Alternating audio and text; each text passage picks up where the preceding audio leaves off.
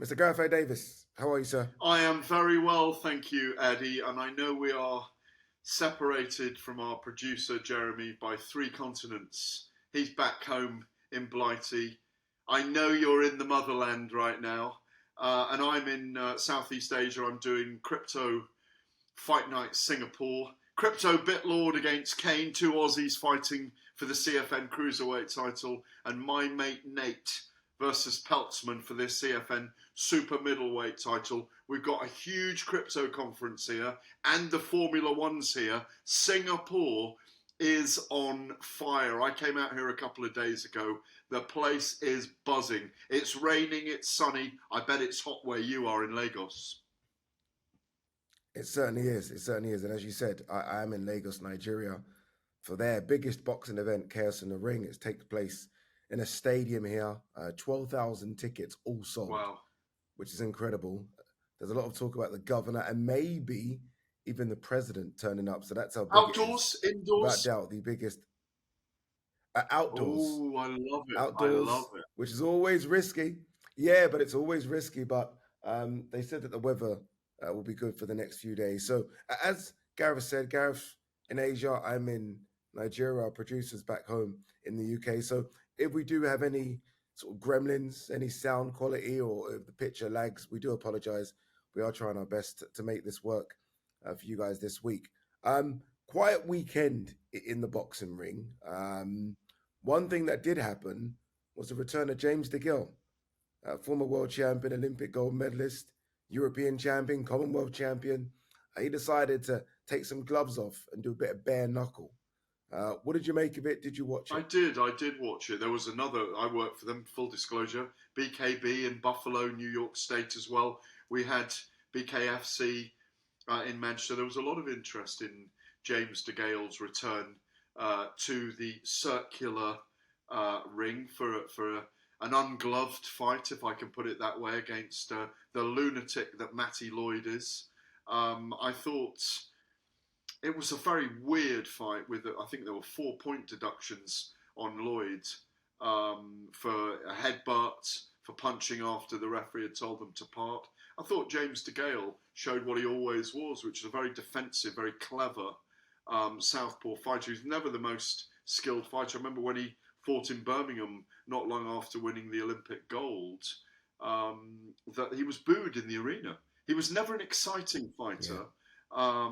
And he was never everyone's cup of tea. But I thought he came out of it with flying colours, and your mate and mine, Tony Bellew, was there in the dressing room with him. It was an odd one. I don't expect to see him do it again, in my view. I don't know what you think. Yeah, I hope it's a one and done as well. And I agree with everything you said. James DeGale was never the most exciting. I mean, an incredible career, incredible. You know, you go back to those fights against Andre Durrell and Badu Jack, incredible performances against 2 very elite super middleweights. But at 39, with the injuries he's had, the way his body kind of fell apart towards the end, I hope it's just a box he wanted to tick. I hope he got paid well, and I hope that's that. Because, as you know, in bare knuckle, it's a lot more aggressive than what we saw James DeGale. It's very unforgiving. It's more a bit of a... It's an extremely unforgiving sport. And when a fighter's been away for 6-7 years from the sport and they come back, you could see immediately the ring rust that James is following. He obviously knows how to look after himself in a fight. And he knows, like Lloyd was saying, he was under his skin in the build-up, and he's got a kind of psycho element to him with his opponents leading into fights. He fought Shane Mosley recently, of course, on an exhibition bout. But I think with James, you know, you don't mention the Chris Eubank nights. There was the way back when. You were probably still in school when he fought George Groves, when it was a big event in British boxing where they were both at a crossroads moment, and he just pipped George Groves, in my view, in that fight.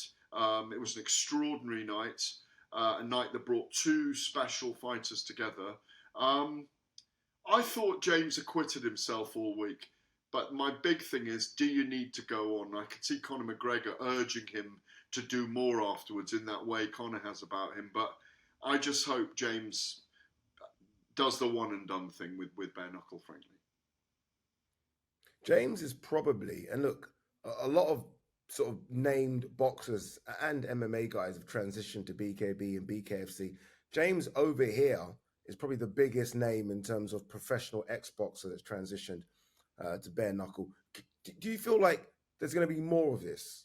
Do you feel like he's almost opened the curtains for more sort of, I don't know, like I saw Enzo Machinelli hitting the bag and he looked like he was ready to go. Do you feel like we're going to see more people transition over? Well, Enzo is training some of the bare knuckle guys that, like Dan Lurwell, who I covered recently in Bristol. Enzo was there. I spoke to him. He'd love a bare knuckle fight with Enzo.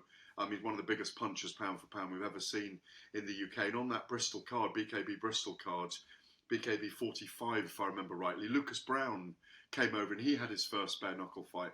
I genuinely think we're going to see it as guys who are current, looking for decent paydays as bare knuckle really gets off the ground. And I think we're going to see those guys like Frankie Gavin did recently, like James DeGale, coming back for a bit of a payday of sorts and a bucket list tick-off fight, if you like. But I do think they have to be very wary. Like you said just now, and you made the greatest point about this, it's a different sport to glove boxing. Yeah, completely different. It's way more aggressive and I think more violent as well. And those boxers, i.e. James DeGale type boxers, it might not suit them. But there are a lot of fighters like Lucas Brown, who I think will love it and sort of flourish and fly in it. Conor McGregor, he was. Yeah, Lucas Brown's just perfectly built for bare knuckle. Whoever wants to fight him, I think, is mad and needs to kind of get their head checked out. Conor McGregor, front and center, as always. A question was put to him about fighting at the White House. And it seems as though, and I know we've been talking about this for years, he might be tempted to come back for the White House card. I don't know why Dana would ever risk putting him on the White House card because, again, we've not seen Conor for nearly 4 years, but I feel like it's going to happen. I think the White House card, they've got a numbers game going on because it's going to be the most watched UFC fight in history, in my view. Having Conor on the card, having Tom Aspinall against John Jones on the card, getting John Jones back for that, arguably getting Khabib Nurmagomedov back for that one, just getting a phalanx of great names is going to be important. They'll match lower down the card. They'll do a load of exciting 50-50 fights. They'll probably look for mostly stand-up fighters. That I don't think they'll have a blend, of course, of guys that are jiu-jitsu specialists, but ground specialists. But yes, I think I could see Conor on 2026 4th of July card on the White House lawn. I could see us being there as well, by the way. Let's just put this all in there early that we're going to be there, regardless of who else wants us anywhere else. That is an unmissable event. You know, as Donald Trump walks down the line and says hello to the media ranks. And I know what you're thinking right now. Wonder if I can get a little event where I can present a UFC card on Netflix. Yeah, you're thinking it. I can read your mind. But here's the big thing. Conor McGregor. Hey, we saw John Anik turn over. We saw John Anik go from MMA commentator to boxing commentator, so it can happen. Sorry, I interrupted you. Go on, Conor. On the Conor thing, and this is what I've been thinking about for a while now, I really think we're going to see Conor McGregor in a ring with Jake Paul at some point soon, because I think that's the fight that probably breaks all numbers in the Jake Paul circus carnival thing. You know, when you and I chat a lot of boxing, and we do a lot of puff things where we imagine and we fantasize about fights and we project our views onto what may be and may not be on the sport, and generally we're fairly right about what's going to happen. Over the last week or two, since, as Conor Ben calls him, Javonta Lumpa, since Javonta Davis, I know we'll talk about that a little bit today, or we can talk about it now if you want, but I really do feel, I've been looking at the Jake Paul symmetry, I don't think the Anthony Joshua fight is going to happen. I half feel that Canelo might get in a ring with Jake Paul at some point, but I absolutely and definitely believe Jake Paul and Conor McGregor will get in a ring, purely based on the money and the numbers of views it will get. and how much those guys will make out of doing it. Yeah, it's funny how the Conor one, which seemed the obvious one 2-3 years ago, kind of just dissipated and vanished. And we didn't really talk about it. I agree with you. I think Conor would do bigger numbers than AJ, than Canelo, certainly more than Gervonta Davis. I only just wonder if Conor's ego is in check, because I think Conor knows he'll probably lose. Whereas Conor maybe 3-4 years ago probably would have won. Jake's been a boxer now for 5 years. Conor's been, I don't know, driving his Lamborghini boat around Monaco. So, I know, but he's going to get bored of that at some point. We saw him recently beating up loads of kind of Spanish civilians day after day in the gym in wherever it was, where his boat was moored off wherever it was, Barcelona or somewhere in Iberica. And I think you see it all the time. He's still in phenomenal shape. Yes, he loves to party always, as we can see. He's always out with Dee, his partner, at parties and events and openings. But at some point, he'll want to be tested in a ring or in an octagon or somewhere in a combat sphere. And I just think Jake Paul is the easy answer for him. Honestly, Addy, I just think it's an easy answer. Yeah. We'll see how that plays out. But I agree. I do think Conor McGregor will fight at the White House card. We have now got the date for the funeral of the late, great Ricky Hatton. It will be the 10th of October. You can imagine how big a turnout this will be. Obviously, it will be a private event, and then it will become public. And I mean, they're going to have to shut probably every road in and around Manchester, because the turnout is going to be in the tens of thousands, if not hundreds of thousands. I agree with you. I think it'll be 50, 60,000 people. I mean, if you take the home supports for Manchester City alone, Manchester City Football Club alone, as well as the other people that will travel, October the 10th, as it is, isn't it? It's going to be an extraordinary day, a special day in Manchester and in the UK. I still think there should be a statue somewhere, maybe outside the Manchester Arena. He fought 12 times there. He had his greatest night there. Maybe Manchester had its greatest night there, Addy, when he fought Kostya and beat him just over 20 years ago. It's very special. It's going to be a very, very special day indeed. Yeah, it will be. All right, you're listening to Final Extra on talkSPORT 2. Up next, we're going to talk heavyweights. We have a date for Moses Itauma's next fight, but no opponent yet. We also have a date for Derek Chisora's next fight, but no opponent yet. Who should both men fight? We'll talk about it when we come back. Welcome back. You're listening to Final Extra on talkSPORT 2. Adi Oladipo, Gareth A. Davies. All right, we have dates for Moses Itauma and Derek Chisora's 50th. I was going to say final fight, but who knows with Derek Chisora. The date is December 13th in Manchester. No opponent yet for either. Before we hear from Frank Warren on this, Derek Chisora first. 50th and final? Surely, Gareth, this is it. This is it. We're at the home stretch. Surely this is his last fight. Well, Derek's the master of his own, I won't say warped universe, but he defies logic. I mean, he's got brilliant through his 30s, and now obviously he's suddenly into his 40s, and I do hope it is his last and 50th fight.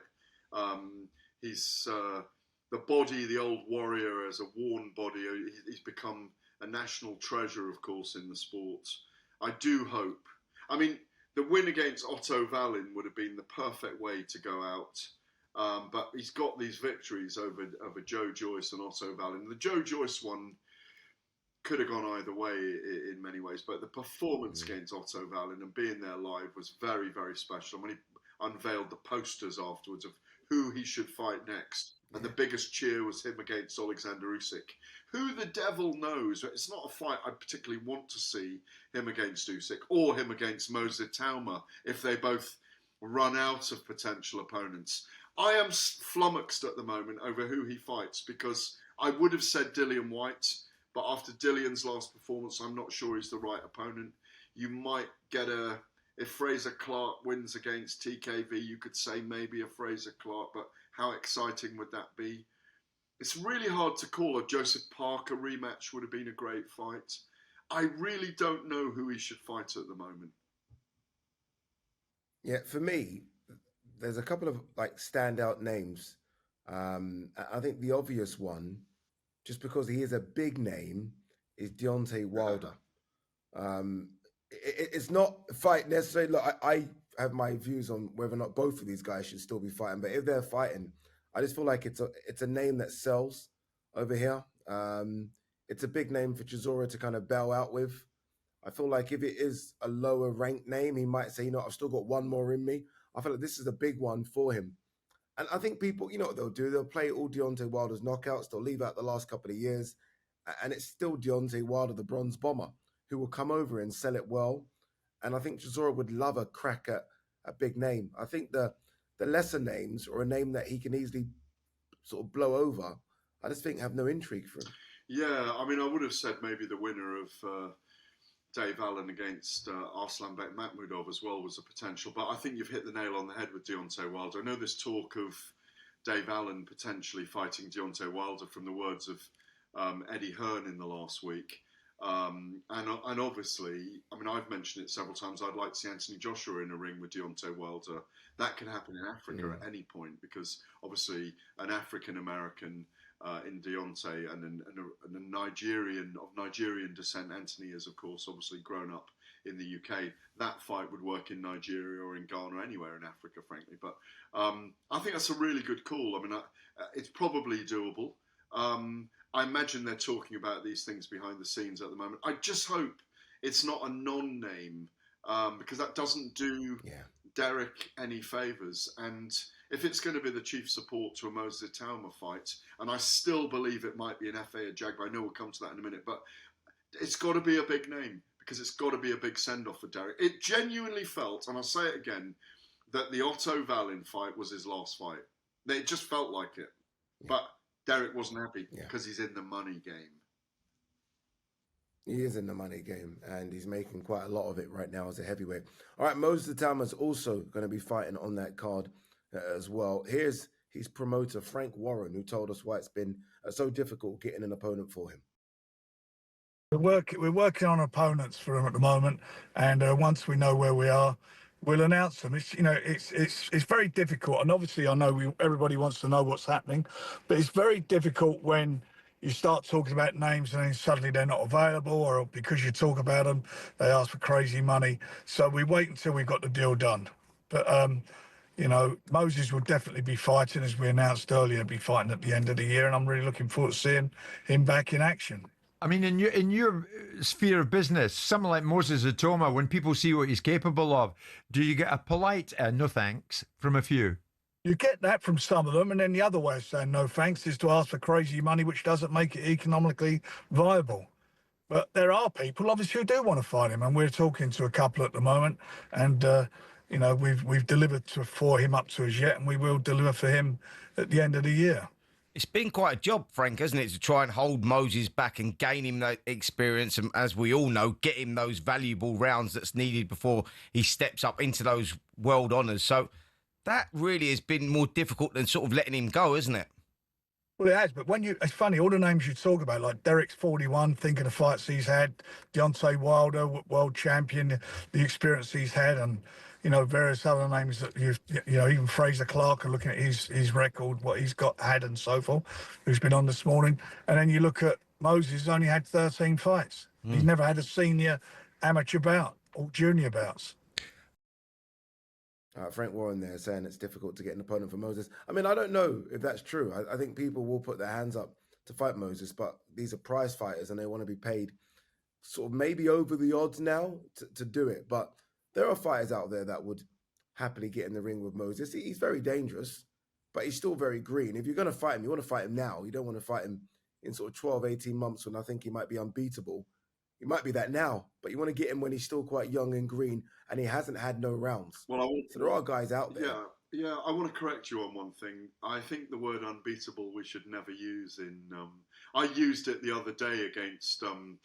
with Alexander Usyk, and then I saw it in print in Ring magazine. My payoff line on Alexander Usyk was, who knows, he may even be unbeatable. And as I read it, I thought, no, you cannot write that.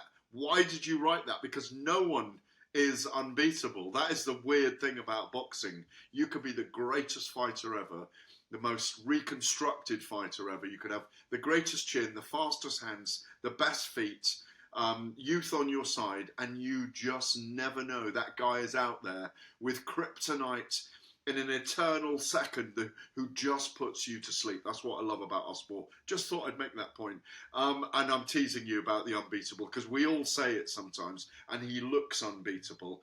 I was in America for Canelo Crawford a couple of weeks back, and I went to the undisputed party of the new fight game. And I spoke to Charles Martin and Frank Sanchez there. Sanchez in Spanish, and Charles obviously in English. And Charles, I've forgotten how big he is. Obviously, he's a guy that Anthony Joshua took the IBF title off all those years ago.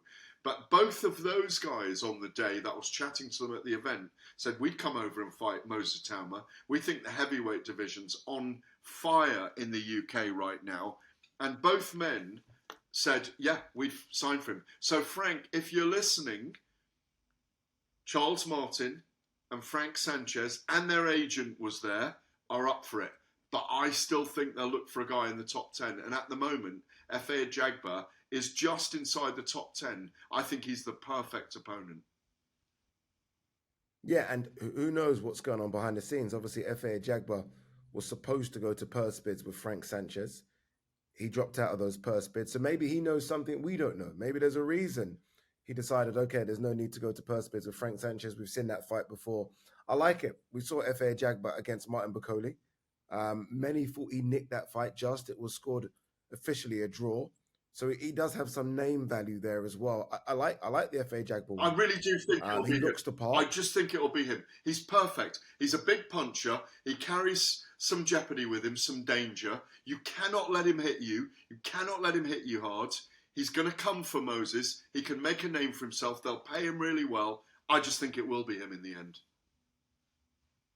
Yeah, look, we're going to find out soon, right? I mean, again, this card we're talking about is December the 13th. We're filming this September 29th, so we don't have long in terms of a real push for it. They've gone for a big arena. So I'm guessing we're going to find that in the next week, 2 weeks latest. One fight that we do know is happening October 25th, the same day as same day as Fabio Wardley versus Joseph Parker, is Jimmy TKV versus Fraser Clark. It'll be the BBC's first headline event under this new boxer promotion. What do you make of it being scheduled the same time as Parker versus Wardley first? I think it's an almighty cock-up, if I'm brutally honest about it. Why did they have to go on the same night against each other? Obviously, one is free-to-air television. Obviously, you've got you need the license to be paying the license fee to either watch it on the BBC iPlayer or on BBC Two, as it is. I know it's between 8 p.m. and 10 p.m. and Ben Shalom and Boxer have been at pains to point out we are scheduling the main event for 9 o'clock so it doesn't clash with Fabio Wardley and Joseph Parker. So most people will watch 9 till 10 and then cross over for the 10 to 11. And I get that. But come on, God blimey. You launched BBC Boxing again 20 years after Audley Harrison took £1 million for fighting 10 opponents in a year or so and was able to choose his own opponents. And you put it on the same night as 2 interim world champions. I'm sorry, it doesn't work. I think that is a cock-up of the highest order in my view. They could have put that on any weekend. I don't get it. I don't know how you feel about it. I think it's ridiculous. Honestly, I agree with you. The fact that they've only got 4 events a year and you decide to put one of your events on the same day as a big fight at the O2 Arena. Already knowing that event's signed, already knowing it's signed and on that night. You know? It's not like they didn't know. Yeah, exactly. That's the worst thing. We've known about Fabio Wardley, Joseph Parker for 3-4 weeks, and insiders have known for a bit longer. So to do that is just, for me, it's a shambles. You want all eyeballs, and not just in terms of fans, but media at your event. All of a sudden now, people are going to have to pick and choose which they go to. And I just think it makes absolutely no sense, as does Mr. Frank Warren. This is Frank, not best pleased that boxers put the card on the same night as his event. So I'm a bit disappointed that, I think they've done a 4-fight deal with BBC, and the first show that the BBC date give them is to clash with another show. It's madness. I don't understand it. But look, it is what it is. It's up against our show. I mean, the two guys are fighting on our main event. Fabio Wardley is in a real tough fight against Joe Parker. I mean, these are different levels, by the way. And, Fabio's beaten obviously Frazier in big style, certainly in the last fight. And I really do like Frazier, but he absolutely poleaxed him in his last fight, or the fight he had with him. And then you look at Joe Parker, who's on a roll and is an interim champion. So it's a big fight. It's a great fight card. And it is what it is. We'll get on with it and do what we got to do. But levels, these are different levels we're talking about, seriously different levels. Yeah. I thought you'd fallen out with me there, Frank, when I asked about Ben Shalom and free to air and the threat that poses. I mean, I know it's your favourite subject, Jim, but, come on. Well, one thing about it, all we'll be doing is talking about it 4 times a year now. Yeah, I think it's fair to say there is no love lost when it comes to Frank Warren and Ben Shalom. And this has just made it worse. This has just made it absolutely worse. But aside from that, I'm taking the negative away, and there's a bit of negative. It's a good fight, isn't it? It's a good fight, British title fight, heavyweight boys. Jimmy TKV needs sort of to be a lot better than he was against David Adelaide. Fraser Clark's still rebuilding after that Fabio Wardley defeat. I think this is a really good matchup. Yeah, just to go back to the politicisation of these events for a moment, I get why Frank Warren is annoyed with Ben Shalom, because it's a free-to-air event. So it's taking people away from what is a pay-per-view event. So he's clearly annoyed about it. Has Shalom done it deliberately? Like you've said, and I agree with you, I think there's no love lost between the two promoters. Obviously, one is a venerated Hall of Fame promoter whose survival instincts are extraordinary, but we are starting to see the survival instincts of Ben Shalom after collapse of the Sky Sports deal. But I genuinely feel, and I may be wrong, that this is a politicised situation.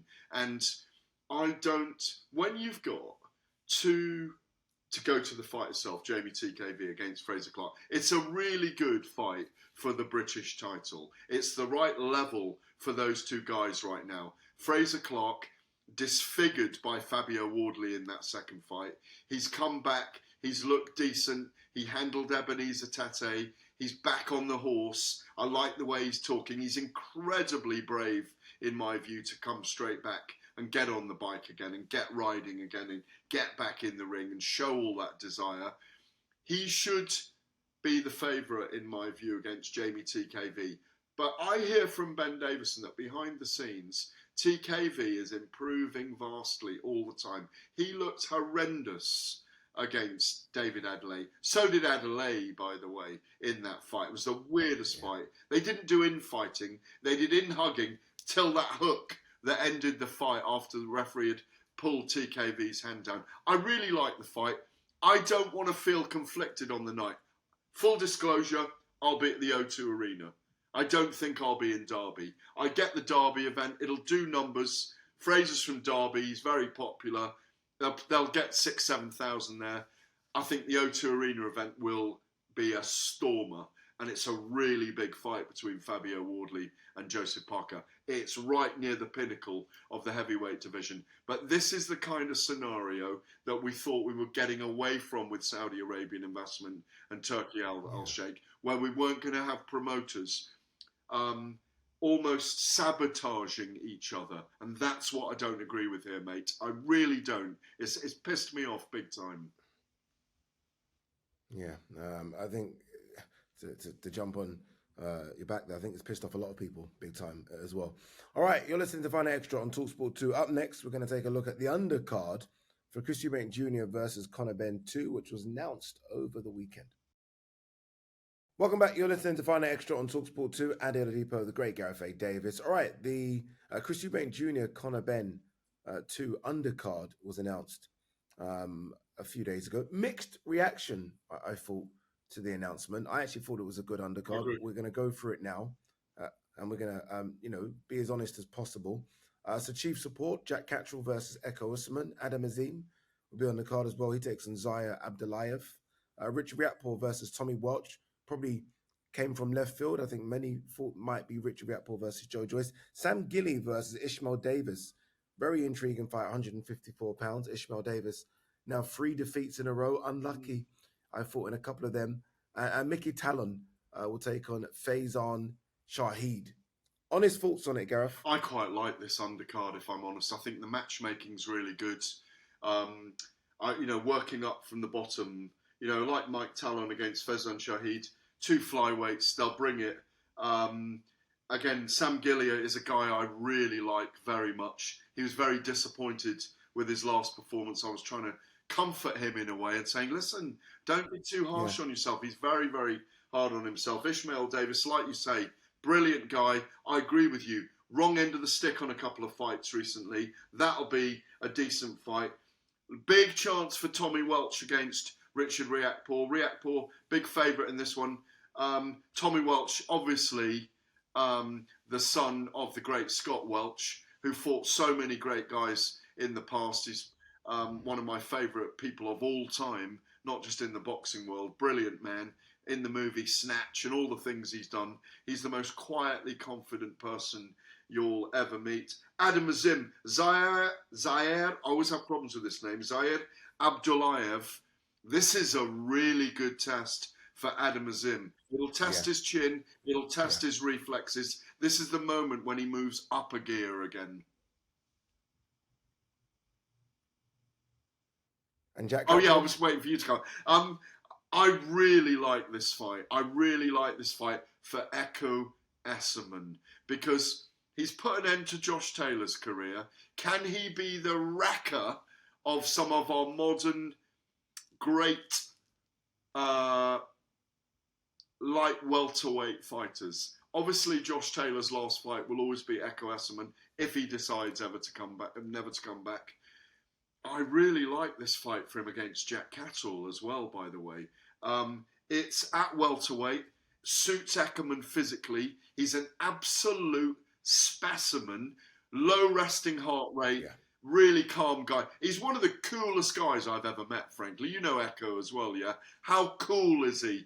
I just think he might spring another upset here because Jack Catterall has had a change of trainers, of course. A very surprising change of trainers, but I like this card overall as it builds towards the walk of Conor Benn and Chris Eubank Jr. Yeah, I agree with you, Gareth, about that fight. Look, firstly, so happy for Echo. I think he's a great guy. I've known him a few years. And I was always a bit concerned that he beat Josh Taylor and he might be in the wilderness and won't get another big fight. And here he is. And look, as you mentioned about Jack's now with Bozy Ennis. And I've always got this thing that it takes a few fights to get in sync with a new trainer. Plus, Jack's now at welterweight, which is Echo's division. Echo's a big welterweight. So it's a great fight. But I think I edged to Echo in that one. Just because I'm not quite sure where Jack is. His last couple of performances, Harlem Eubank and Barboza weren't great. New trainer. And now, as you say, no more Jamie Moore and Nigel Travis. Now relocating to America. I think there's a lot of sort of question marks with Jack. So Echo, who's got his team, I think probably is a favourite. Adam Azim, step up against Abdullayev, who fought Devin Haney a few years ago. It's a big step up. And I'm interested to see what Tommy Welch can do against Richard Riakporhe. Both of these guys, not the biggest of heavyweights, so size-wise probably won't be that too much of a difference. But I think it's a good undercard. I think people like to moan about anything. Maybe because these ring cards have always been like WrestleMania Super Bowls. But I think this is a very solid undercard for what is a very interesting main event. Yeah, I'll respond to you on that. I think it is very much about a Ben Eubank return. It's a very top-ended card. It's heavy at the top. We expect Ben and Eubank to deliver again. I'm really looking forward to it second time around. I think I want to say a week on, my feeling is that Chris Eubank wasn't disrespecting Ricky Hatton. He was trying to get stuck into Eddie Hearn. I think the build-up's going to be fascinating. It's bloody internet. I'm really looking forward to the card. It's always good to have a good night. I just hope the weather holds out, On that, me and you, we did our predictions way in advance for Canelo Crawford, and it kept on changing as we got closer and closer and closer to the event. Eubank Ben, right now, weeks out, who's your money on? Well, I'm going to go with my instincts and stick with it this time, which I should have done with Canelo Crawford, because I thought Crawford could outbox Canelo at the beginning, as you recall. Then I went with Canelo size. Chris Eubank, again, all day long. So much size difference between these two. I think Conor Benn's got one way of fighting, and it's the way he should fight, which is to go out there and make it a dog fight every time he steps inside the ring. I think Chris Eubank will be more considered this time. I think he wins on points again, about the same, 8 rounds to 4. I'm going Ben the other way. Just to be controversial and a little different, I'm going Ben. I think Chris is aged. I think that fight took a lot more out of him than it took out of Conor. Conor was walking around in New York a few days later, whereas Chris, we know it took a while for the swelling and everything. Yeah. Without a mark on him. Nothing. You wouldn't even know he had a scrap. Yeah. So I just feel like the younger man this time might sort of seize the advantage. Maybe we'll see. What happens to both? If Conor, say Conor loses, what happens to Conor? Does he go down to 147, 154, 160? What does he do? He goes back to 147 and he fights Barrios, or he fights one of the other welterweight guys. He's a very strong contender at welterweight, in my view. I don't think he's a light middleweight, and he's not a middleweight. So Chris Eubank, I understand he doesn't want to fight Hamza Shiraz. That's my understanding. He'll be chasing a Canelo fight at middleweight. That's a fight that works. He resonates. He is box office. They may be able to sell that event, but I don't think he wants it anywhere near Hamza Shiraz, in my view. Maybe he doesn't fight at all again ever. Maybe he fights for a world title against Carlos Adames or someone like that. But Eubank's only going to want big fights. All right, there you go. Remember that one, November 15th, Tottenham Hotspur Stadium.